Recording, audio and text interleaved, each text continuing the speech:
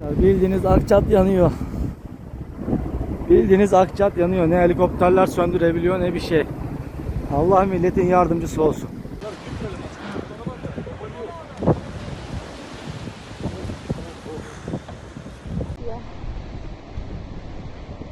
Köy yanıyor, yanıyor. Nurayat yengenin evi, Durdane'nin evi, dağlar.